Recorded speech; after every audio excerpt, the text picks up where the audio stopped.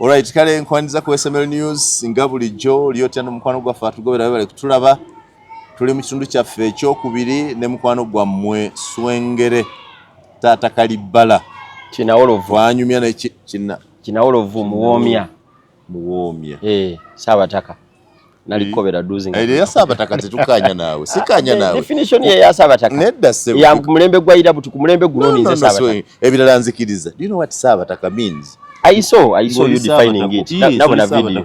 Saabataka nga alina information about the village wali.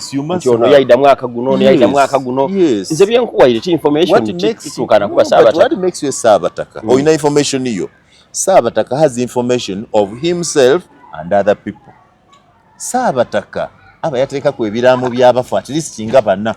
Waliwo yali akutesa ku ekiramu kye. Ndaba noonya qualifying okuba Saabataka.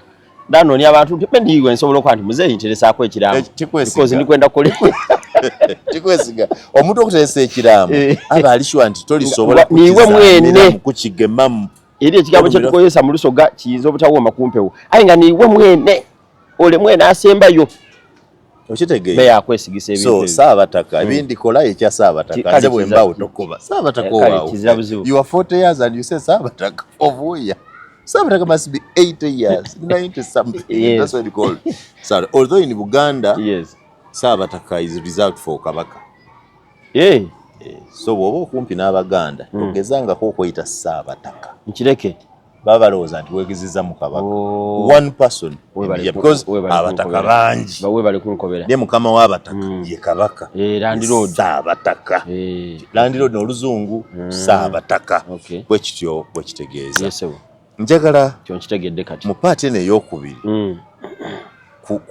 kututwala mu lugendo olwa Swengere otandika otya okijjawa wakiteekateeka kyakutomera okusooka okufuuka Swengere abantu andika okubasesa bwotyo talent nalinayo talent nagirina biraddala buto naye okufuuka ey'omugaso okuimpactinga on my life no kugiteekako value mbeera mu motoka musalini nga nvuga motoka musalini ovuga nali nvuga motoka musalini salini kyali kitongole salini abazimba damu abazimba bridge ngovuga mu motoka nga ndi driver kati abali basabko nga ndi driver omanyi okuvuga motoka n'omulimu gwenkaasi nze kola myaka mingi nagukola emyaka 17 wansuubiza Luganda 6 nagukola emyaka 17 ngovuga motoka nga nvuga motoka nze gwolaba taxi kosita biki zonna wavuga ne ku taxi sina motoka gye sobola vuga nebera trailer ebika by'emotoka I'm serious ngojeeko zino machines ezo operating a grader biki n'ebirala machine operator taba driver cars osobola okuvuga trailer cars eka oba efaanana etya oba mulembe mupya ate eyo talent nayo njirina wavuga ku taxi yes nga abantu ba taxi bali organized bannange nabyo wabirimu nabirimu byonna ate nze obulamu bwenvuddemu balooza nti abantu baliyo tebali serious era tebali organized naye nze ntaddewo enjawulo era bwe mbinyumya abamu balooza we are creating stories ekikutwala mu taxi okuvuga motoka ki butasoma wali tewasoma wamma nzo okuba omutuufu wali tewasoma nzo emisomo gyalema kuba bwe tewasoma ekyokuvuga taxi ate gwali nga mulimu gwa kitiibwa wadde ennaku zino ndaba be nasoma nabo nga bavuga taxi become that serious. The job is becoming serious increasingly. So mbeera eyo musalini tukola tuzimba line zezo Kawanda fombyerabira. So lady ejinja Apex balanga interview funa omuntu wange ampandikira bulungi baluwa yange sabo omulimo nga ngenda njitwala we applied 700 people omuvuzi wa motoka atosaba mulimo nsaba kola ku radio Apex ene ya juzi Apex eyo si ya juzi erudde unaye 2009 is not so zino zonna ze NBS Zimbabwe zasooka zakuyitako zampyako nga nkyali jukira nakusaba ko omulimu ngamba ekisoko kyali muto ngena maaso ejiro zimba talent mpola olituuka olulaba talent ezze omukisa guzze muri sobola kikola so balanga I applied ne batu shortlistinga tandikawo interview ne batu shortlistinga ku bantu 2 naye nga ku bantu abo na 700 2 paka nga bagalako abantu 9. Jesus. Neranze gwe nali naye mu competition yawe mwami Kabuluko mumanyi ganda wa Ivulungu. Yes. Kabuluko. Tujani comedian zena ndi comedian bali kwendayo comedian mulala. Apex mu kuyita abakozi ku radio yasaba mune ba comedian. Ya itabuyisi bakozi ba ku radio. Naye kati ngebikolebwa ku radio nga nange ndaba party eyo ya comedian solo gizanya. No sabo omulimu. Yes. Solo gizanya. So you are shortlisted? I was shortlisted. Abantu 2 betaga 9. Lusanvu 700. They reduced to applying abantu 700. Twaida kunaawo first time okuida okuzimba ekyo mwami Naimana omwiri muzei Naimana mwene kizimba ekya Apex we yasookerawo. Yes. Twayamuka ku kizimba twena bamukubira isimu ngali mafubira. Kizimba kyali kiyaka. Ndoza radio nebimu n'abamu ku bantu asooka yavuga emotoka ya idambiro ati abantu bali ku kizimba ekyo musaawa diti kijja kugwa. Yaida yatubinga yo twena twaika wansi mu luguudo so ole yayimira kaina yasomanga mulala. Muyonjo okusaini yambuka Kabuluko yambuka boira. Tavi twadikoira omwezi mulambo okutusunsula paka ku bantu 9. From 700 to 200 yes. to some reducing up to 9. Yeah. And in the 9 you survive. Yes. Era nizena sokogera ku radio ko irobozi eri okukola nga radio etandise. Kuba bampa program ya kuncho olwe ebintu bye bamala ni banzulamu. Oidi ebya radio speed mukogera asobola okusoma yategera kibawandise ayina information ali mukuko okusabusa Dobozi lye yasoka ku Apex. Yes. Eryange lye yasoka ku radio Kira. Kinana munana akatoneze mukaaga mi on February 9. Yes. 2001. So ntandi awo swengera atandikirawo kati waliwo akantu kenakolanga nga tetuna bakayita swengere bali bakayita mafalanga.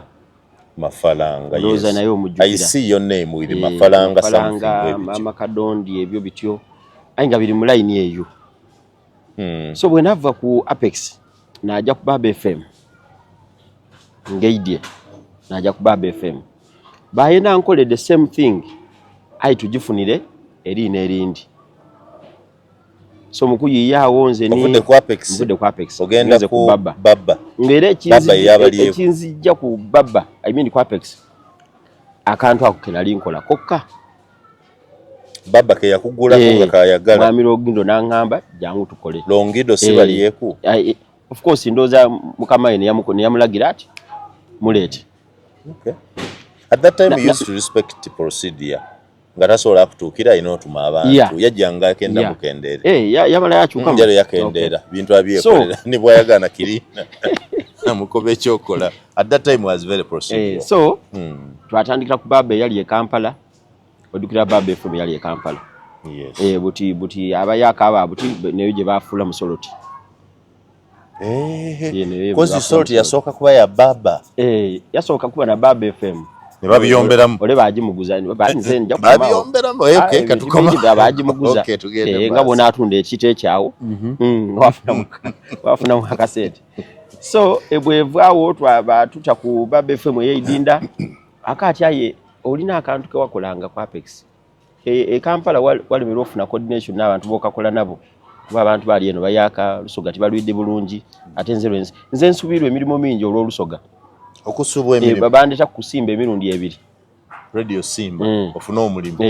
Ayi nga tutukana akandi tisobola kwogera Luganda. Nayira yeidinda. Walemera Lusoga. At that time girls Lusoga terutunda. That was I can tell you I can testify the few here was at Lusoga terutunda. Bandeta kusimba FM emirundi 2. Lusoga so much by. Atika ne radio general nsinga kwenda. Radio Simba. Aya wo wonka. Lusoga. Emirimu egindi 2 najifiro la kuba tienda kuba Kampala. Bandeta ku Galaxy okumpa omulimu. Nikubukedde TV nga nankani avire oyo ani oyo kerekere. Bayendo okunta mu program eyo. Ate wandikoze okusinga kerekere. Sobola kuba Kampala. Because the level of Busiru in that category yours was equal. Yes. Nabula nti what is this? Ngabantu bagafande kerekere ndibande. Igwanga ligweredde mu. So tutandika ekintu ekyo proposing amanya nze ne mwami Kasolo meya tugamba nti Alton. Yes, mwami Alton. Nti kyendi gyokola tukyete zwanga. Zwanga. Aye zwanga bwoba kumudefininga bulungi. N'omuntu wawa yandoze edizira ku bulungi. Zwanga ate kigambo kya lulimi. Mu Luganda bavubuka. Zwanga chaife bavubuka slang sedo. Siribo zwanga sikyuli angana kugozo so. Anti iwe obulamu buleka yobundi. Owaba nigo obuziramu. Ebyaba yasaso. Kusoma ino. Okitegeye. Ayera wava mulewe gombe eno buti. So mwami Anyole Biden was our PD Bab FM. Bwe twamutwalira proposal ezo yaja nizwanga but yakanti tukyuseemu ku. Because zwanga atikyulika kana bulungi. Zwanga. First of all kiribuzanga muntu omuwutufu omukula venye ekisi. So from nowhere yakoba ati swengere. Ani. Mwami Anyole. Innocent. Innocent Anyole Embago. Yalete ekigambo swengere. Ninze tidi kyekitegeeza naye tekiwuliranga nako. Innocent Anyole. Twatandikirawo bakintuuma. Mwami Kasolo yatandika production yakola akantu ako swengere. You know when it comes to radio. I know. Kasolo is a singer radio. Ngotwele kuimwe iwe Nyende abantu abasinga okutegera radio bendidi bemba n'ekitibwa production. Kasolo singer. Yes, Kasolo is good. In too much of content, Kasolo is too much of that production. How can this content come out? Should this come out as comedy, as a program or something? So that's right. Mwami Kasolo yati Nyende liyo mwami undi wa mwetani omwidi Mike D producer production. Aye eri amainanga bwoyogera ku radio ogaleta nagasooka awo Nyende Simon Muyanga Lutaya. Mwami Baleke Solomon Baleke Trevor yafukara DC erina lyemba iremera bamuwa ku yena alagire kwawo erina lyemba inerabire.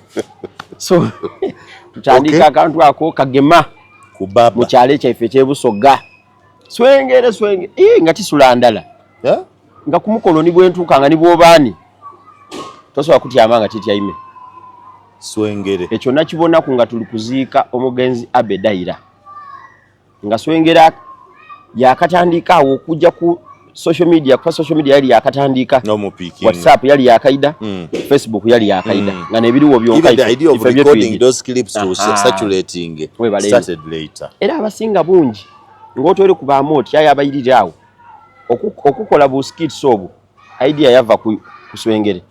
Ayo of course abantu abandi tibayikiriza in Buganda the likes of Amoto Mbalanguzi the Bitama mwe mwabasooka bebaba abona abasooka era nkobe nti ngotoyire kwabo abayira kwawo okulikodinga skits edo nife. Did you pick the idea from them? No, Amoti nali yena amunumira bunumira as a comedian. Aye kino ekyo kugema video it was purely our manager ne yabikola ebyo yaleta idea zedo bikisoto idea yakitola okutaako ebifaanani okuva mu audio. Okay. Ekyalo kigema twaje okuziika omugenzi Abedaira abasambi b'omupiira ab'amaani nga bwe yali w'amaani. Swengere yatuuka. Swengere. Kyena bonaale tidi ngandira mu kokibona. Kuko abantu nze ndowooza nti nzira kyendi eyali ku muzindaalo omwami oyo ali mu tawuni omwo. Mwami oyo mukulu ati ayogerera mikolo. Neyo field yokwogera emikolo nandikola ni foto agisooka nze kitanda Sam kitanda naginingizamu zena beningizamu bali Kamala mbabona. Mwami ali mu tawuni omwo yakati bana katwanirize swengere. Nti olumbe lwako mawo. Olumbe lwako mawo ayinga olumbe luli kwa abantu abanene babe mukiri. Bani abasambi b'omupiira kyaki bale bena abasemba embera yatabuka. Swengere. Nali njo okwemererere negemebwa ku mumwani nga nzena nawakutyama bantyamya mu kyaki. Ati kale mumuleta hano buli muntu wamulabira. Naja natyama mu kyaki ni balevula. So that embera ikaikanamu. I remember. Embera ikaikanamu. Embera ya dema. Wako ati wakiri yakobe kwati swengere tuwulire nti niye. Bayemereza omukolo nagema omuzindaalo. Ayo di kulumbe lwa daira okwogera. Okitegeza. Kitegeera. Uganda yawayo. Abana bya mizano bawayo. I know. Yafira mani wagati. I know. Yali aje ku holiday from nowhere yafa bamutwaira Iceland obulamu budde bamwiziza. Time eyo ate yudi ife mukalucha yaba Afrika engeri je tulinda emirambo. obulumi obubawaawo idinda yasanala leti abedaira okulumba olwo nakuba hit rest in peace Mungu amuwe ekimuli ekyemirembe Allahumma ghafir so awo swengere wava yatabuka twafuna oyo manager yataako ebifaanani yakati aye audio oyo baba munumirwe ino tumuteeko ebifaanani kijja kuba kikambwe manager ono goli kanti manager nani olwo likola manager pato omwidi naba kola production manager what to do ni Mike D time eyo you're talking about experts pato you know him those are legends ali mutawuni yatandika project you remember project pato and Mike D ayenda ine ebintu ebyo you're talking about legends sampikinga tutyama ankobera yankoba ati leta abantu bobowulira bona ntusobola okola nabo wantimba namweta twantimba yo tasobola is inconsistent aye to omusiginyi okimwidi kwekyo kitufolisa I know wantimba tina kuba inconsistent but ndoza kino tikidamuniza ayenda ino okuba na buli kimu very good and I can tell you bwabali kusoma degree mbusomesa bamukwati swaswe idie akwati am applying for swaswe code and I can tell you naso kana juli igwenaso kokanti weno okusaga kukokola kusobola okuva mu sente menji kobe iwe but nze bintu ebyo like you said bulungi talwa ku kirala sada mugezi aye tosobola kumwagana mu kifo dakika diwera 10 yakikola atyo mubakazi yakagumeza mukazi so namweta nayeta mwami Kasolo nayeta mchala Zakia Namulondo nayeta Harriet omusiginyi yena twakola naye Harriet ye yanko ati anze ndi wakitibwa okujja mu ebyo Harriet ati Harriet omusiginyi omwidi ebiseere ebyo Harriet omusiginyi Chansuti Mike D Chansuti was not part of us, was Mike D, it was General Mega D, that was our eriyo ne yakolanga Sunset Line omuvubuko yo global zo Mr. Peter and then there was another DJ Zero, something like that. That was the lineup. So banange twaja nabo ni Betty Byuma. Nakungania buli muntu andi okumpi nti bana omusadde yakubya ajja kututa mu kamera nze nga tiba yanku mu kamera. Ngoro nani ajja okusasula? Ebyo okusasula titwabyogera kwino era buli muntu gwobona gwenina je buti. Tiyasoka kulowooza kusasulwa. Ife okufuna muswengere twasoka akola video emyaka ena. Was sente metu abona kwesirinje ekikumi nti kikyo ayibuti omuntu bwabona swengera ali kuvuga emotoka yaluza nti watandike ayenda atandike lero comedy da avuga emotoka so yaso kuba sasula ni bukedde yaso okutusasula ni bukedde after emyaka otyena nga musoso okumukolera nga tusose kukola eno okubugaba ku bwerere tububa wa WhatsApp free of charge abantu babusaza mu badete batya bu library nze nkobye NBS TV ebusasula kati okomera osoka TV dabu ibanga dabu zano obwire eyo ayi mukama ngeno pato omwidi musada wa mateeka I know him is a very principled man I know yabagezaako batwatwa ku mukoti babandikira ku baluwa tutire twakume ekintu ekyo and then the copyright law is not as intact as it is today it works so after emyaka ejo ngomaze n'okunkoba nti baleetu bawe waka NTV yona yatusaba okugula obuntu obwo ayi nga bona package yaibwe okusingira yabali kukoba nti tuli kubawa platform ekitali kibi that talk it was bad because you simply tell me tuli kubawa platform without looking at the level of creativity I have applied and that is era nzo idirwachi mu mirimo gine jaswengere abantu bayinza okubuza nti ntola wa sente because kizibu okumpira kubivulu kizibu okuulya nti nditegeka show you don't na kanidi baire mu out code is code comedy store code bichayombo nanga yoko obuzibu obuli kunkubira isimu swengere je baleko mwebale emirimu twagala ojjeko wano tukuwe platform nabe Kampala bakumanye ayo nkubira isimu oli Kampala iwontegeera otya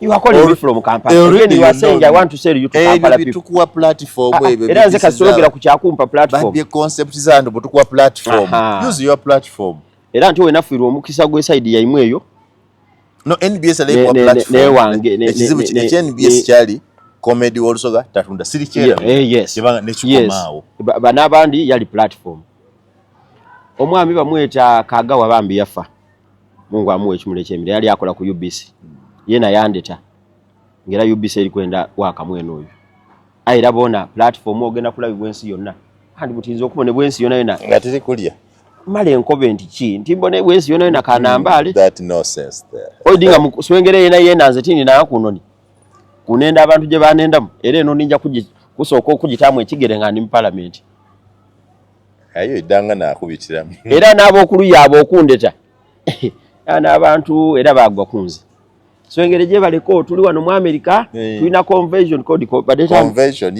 code bosonga tuegaite code yani convention aye twenzoide ekisoka tuida kolera shopping eyengoyi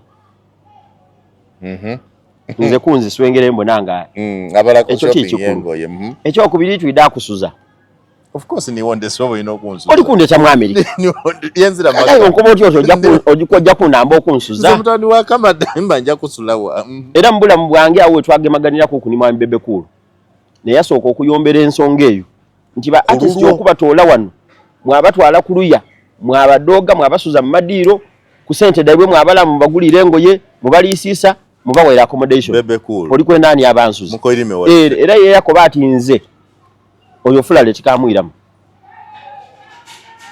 so nze nanto bwe missinga kai china ku missinga so you have not sat on a plane chini naku eno ne jena soko kuba ino tijibala waliwo omukwano gwa mweta Ken Muwumba omwidi ali munoni yakola nkakireyo Ken wa host yes ali munoni omu yes mwana yige eno ne fubutuke Sudan yawo odi points wabakanikire eno ni mu Uganda esoloti nawe kakira n'entebe so buti asaba banajikanikira okumpi okuva Sudan baamuwa Uganda baamuwa kakira agisimbula agikube kakira batuuka bajikanika buti Ken mukwano gwange yena yali manager wife ankubire isimu the inside out ati wegomba ngokunina kunoni yino nika yejawa ye ati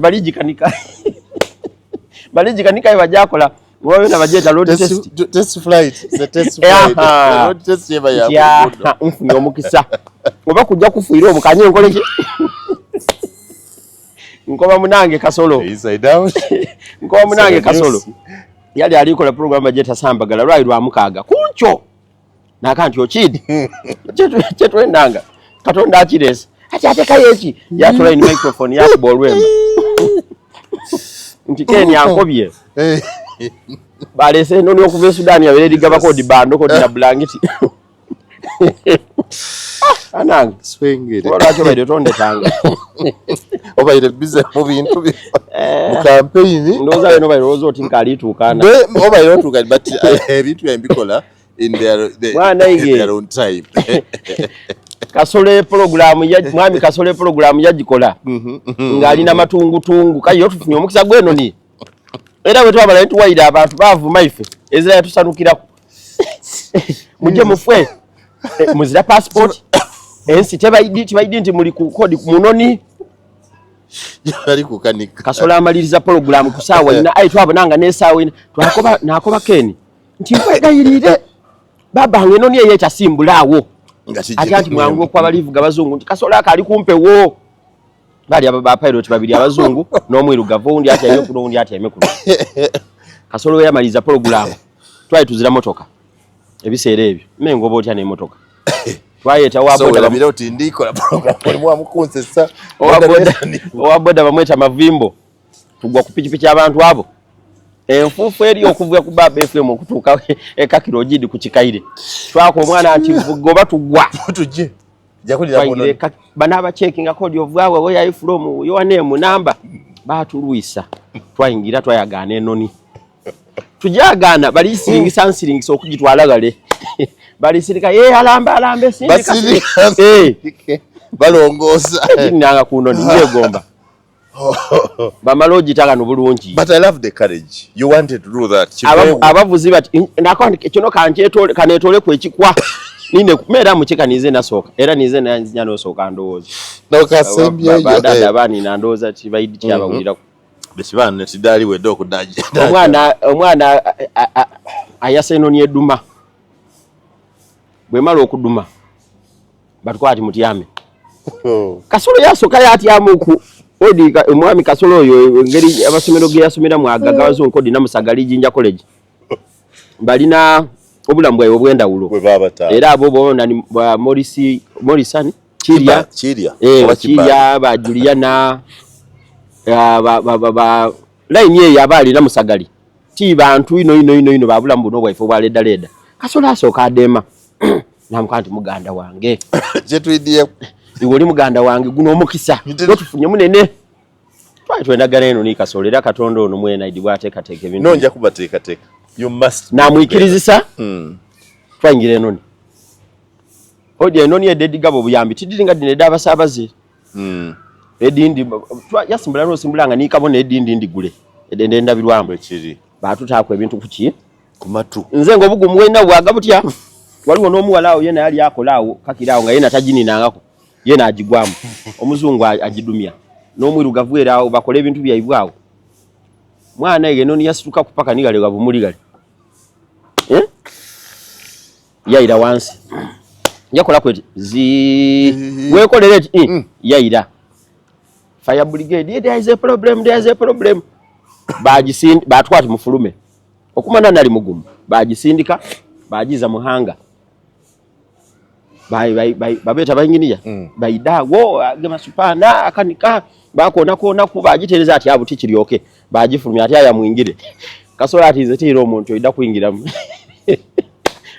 njoli muganda wange ojja kuingira muno niyo guno omukisa gwe tufunye togubonanga kwantu atusubiza kujja mu America wa oyo mwami geme yansubizako kujja mu America emirundi oba 9 nabeta ngaya amaliza yanko ati noni aye milioni 3 nzira transport ajja bafubiraka kayo kunko noni ya milioni 3 emafuira bagira gesiringi 10 ku board ntambuza bigere okujeka makoba milioni kayo kunko noni ya milioni 3 mbo tuje mu America arakanti ndi ja mungu bwali bayenze bwasubiza oluganda bakali nife ya boluganda tulwakolera yindi nze no luganda mpulira oti nina chene tuise ku mutwe ngandi lwogera lumena kale barawulira mwana iwe bajja bataputira so engere bande bamaloji za ku lugudo ngoba Kasolo nti baba namba kuba nze mbula mwange banga lina malani Kasolo banga lina malani mwami Kasolo meya ngabwe mbanja kukola ekintu ngakiziramu nibwe kiba kifune sente imekanga tikikola kibamu era ni mwene akuba nti enewe yetaenda kwogera bitufu bye twabitamu naida kubyogera ebisinga bungi mpulira nga aliyomba buyombi mukwano gwo so ate ngokuja muso ndikwenda oyina emyaka 5 parliament yes ngajikali kuwako fuba twizaganye ni Kasolo inshallah Mungu bwana abageze is part of your history Mungu bwana abakyageze kubera nekyaliwo ne yakola ki tiife bantu nkwanti nkwegayire ndikwenda inenoni aibota jinina tidajinina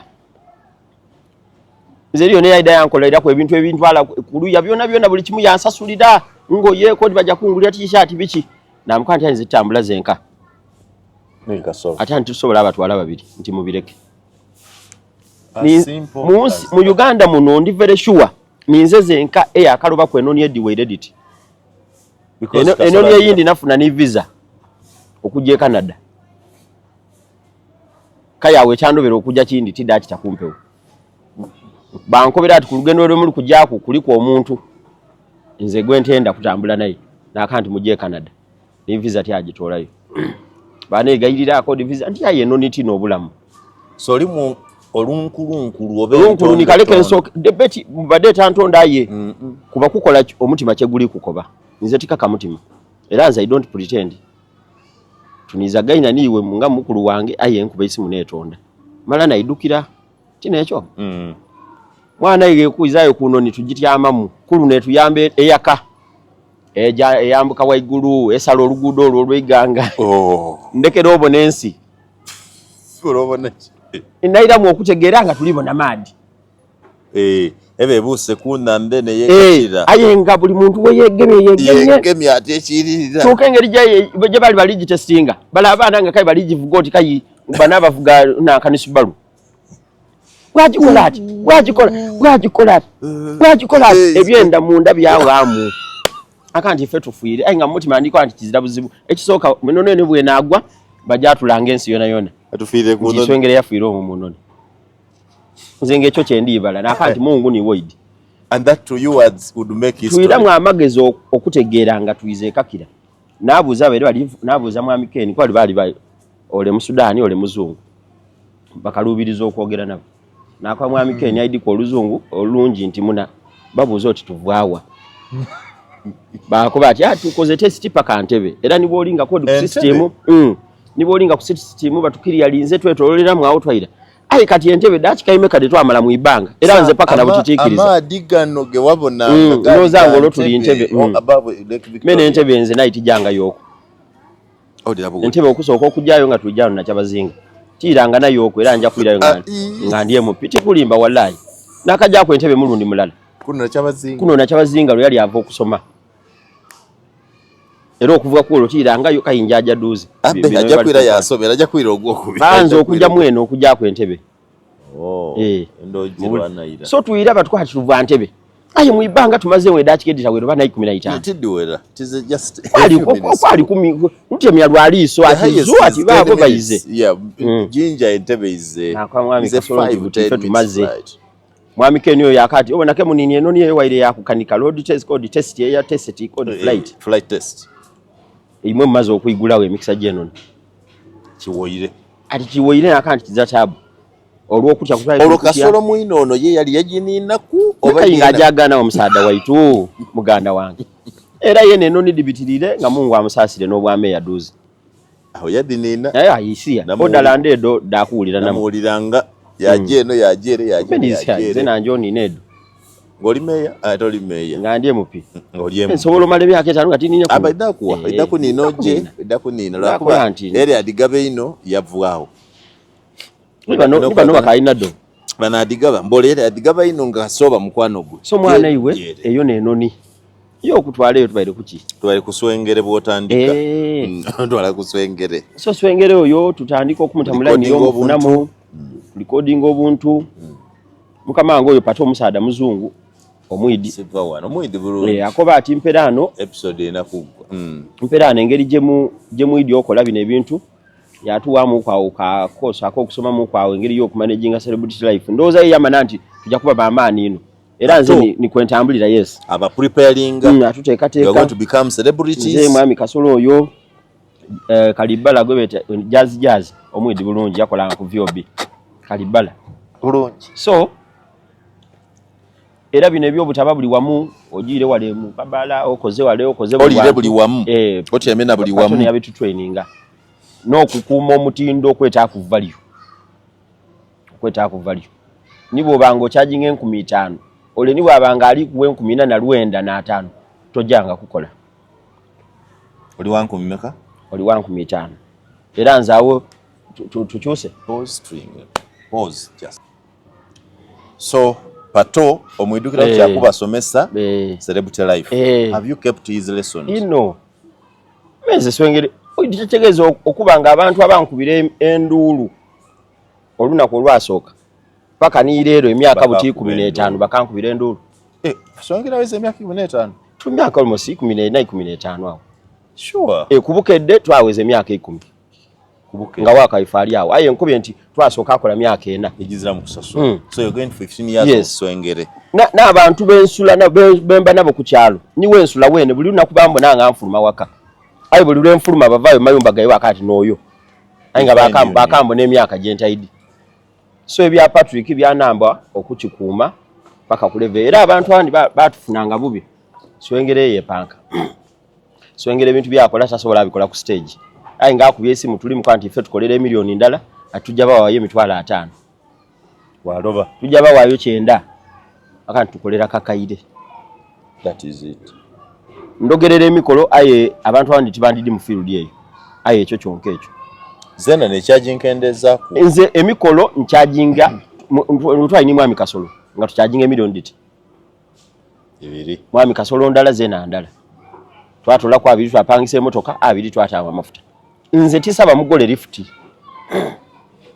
tulijja na kibungu lya kwogera mukolo tusimbukire ku Beroview kanenige kwawo nze swengere kayindi mdiba kulembera okuba twala ofuna omukazi ombereke I can tell you yeah that kubana bango okusoma 40% of the money I have used to educate my children from those public functions. Yes. But the condition is one.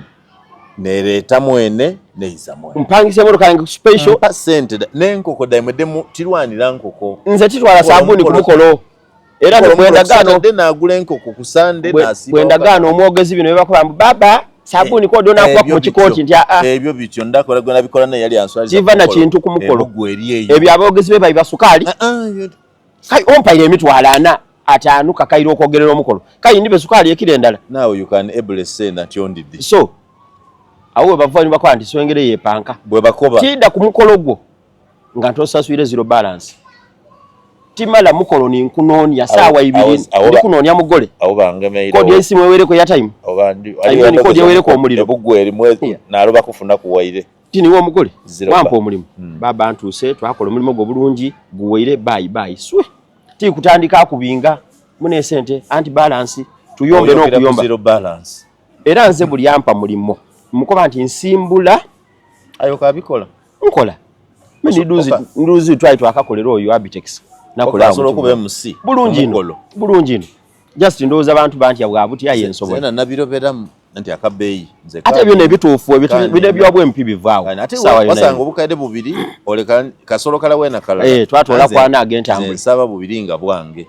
entero tawo condition nenda ino manno omwogezi we side ere eri abogezi bentakola nabo ate nze mukogerera emikolo kai nina principles iningi dota idina bungi mba nibe enkola nabo nti nkola na mwami Kasolo bwoba olina owundi nsobola okufunira omuntu owundi tikola na muntu atantegeera because nze nina ebyange byene ndoleeta ebyo nebindi ngola idi chaizaako eriyo bentakola nabo era Mungu bwe yatwawula ni mwami Kasolo n'ataawo kalyowa yaita mikolo namwegeresa okwogerera emikolo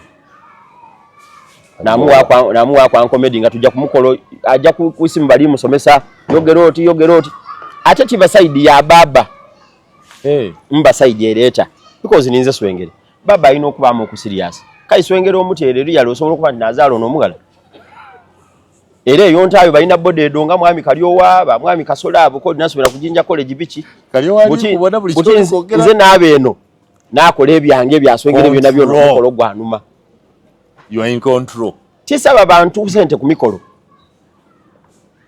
lwaki okopa ebintu byange omuntu atali mu emitwalo 10 yaide ku mukolo usada twayinza n'okuba aweye nenda okuba mu konto nga ndifo tukyaza tienda kuyina byachaza babadaza koloti order diveno idukiro noswengera bamufukamize bakole bakiso ebyo bintu makubenda when you are here you set the pace for the other person I understand that's good so time bwonko tisawa ina kumukolo gwo sawa ina